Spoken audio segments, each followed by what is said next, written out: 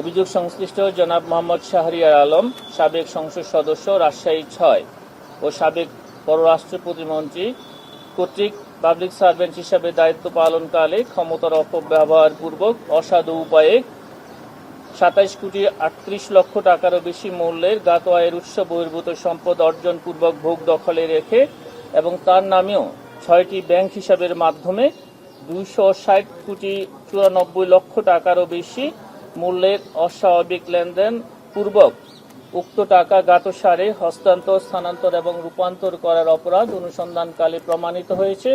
এই কারণে তার বিরুদ্ধে দুর্নীতি দমন কমিশন আইন ২০০৪, মানি লন্ডারিং প্রতিরোধ আইন ২০১২ এবং দুর্নীতি প্রতিরোধ আইন ১৯৪৭ সংশ্লিষ্ট ধারায় একটি মামলা রুজুর সিদ্ধান্ত গৃহীত হয়েছে।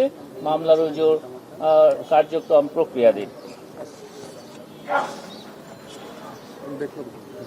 অভিযোগ সংশ্লিষ্ট জনাব আব্দুল্লাহ আল ইসলাম জ্যাকব,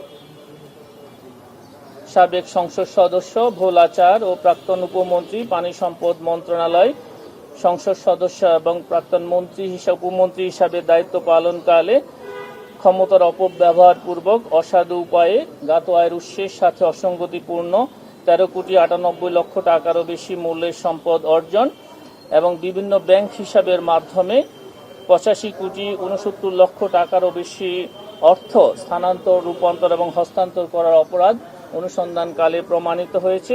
এই কারণে তার বিরুদ্ধে দুর্নীতি দমন কমিশন আইন ২০০৪, দুর্নীতি প্রতিরোধ আইন ১৯৪৭ এবং মানি লন্ডারিং প্রতিরোধ আইন ২০১২ সংশ্লিষ্ট ধারায় আরও একটি মামলা রুজুর সিদ্ধান্ত গৃহীত হয়েছে।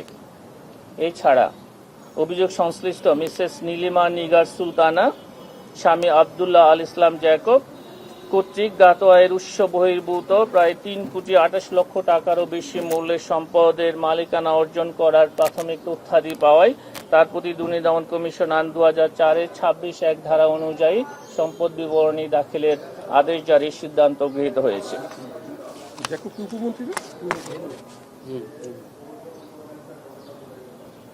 ঢাকা দক্ষিণ সিটি কর্পোরেশনের ওয়ার্ড সচিব ঘুষ গ্রহণকালে হাতে নাতে গ্রেপ্তার হয়েছেন। ঢাকা দক্ষিণ সিটি কর্পোরেশনের ২ নং অঞ্চলের ৪ নম্বর ওয়ার্ড সচিব জনাব কুতুবউদ্দিন সোহেলকে ১০,০০০ টাকা ঘুষ গ্রহণকালে হাতে নাতে গ্রেপ্তার করা হয়েছে।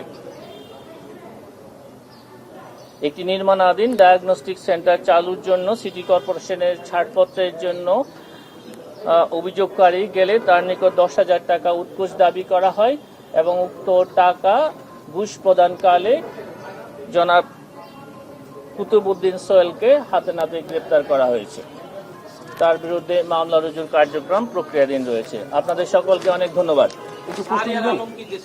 তিনি কোথায় আছেন এই সংক্রান্ত বিস্তারিত তথ্য আমার কাছে নেই।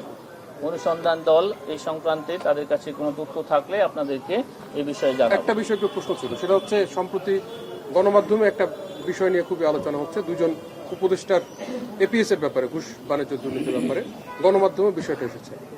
দুদকের নজরে আসছে কিনা, দুদক এটা অনুসন্ধানে নেওয়ার সিদ্ধান্ত নিয়েছে। আমরা গতকালও এই বিষয়ে আপনাদেরকে বলেছি, যে কোনো ব্যক্তির বিরুদ্ধে যদি আমাদের কাছে বস্তুনিষ্ঠ অভিযোগ এসে থাকে এবং বা গণমাধ্যমে যদি বস্তুনিষ্ঠ সংবাদ পরিবেশিত হয়ে থাকে এবং সেগুলি আমরা বিবেচনা করে থাকি, আমাদের যাচাই বাছাই যে কমিটি রয়েছে তারা সেই গণমাধ্যমে প্রকাশিত প্রতিবেদনগুলো নিয়ে পর্যালোচনা করে কমিশনের সিদ্ধান্তের জন্য উপস্থাপন করে থাকে।